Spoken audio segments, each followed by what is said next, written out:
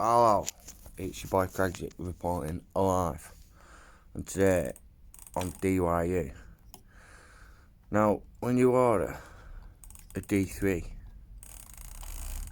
it's going to come with an audible warning, which is going to be the law. Basically, what it does is it bleeps every 5 seconds just to let pedestrians and other people who use the roads and byways that you're coming.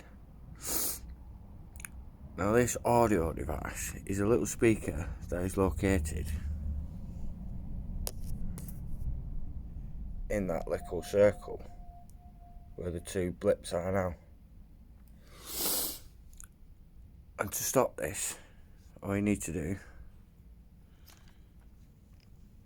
is unsolder them two and pull the speaker off. And then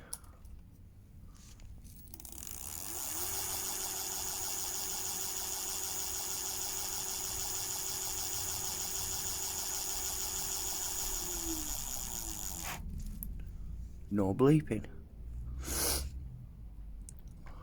But you will get the bleeping to start with, so if you need to know how to get it off, just PM me below and I'll let you know how it goes in a bit.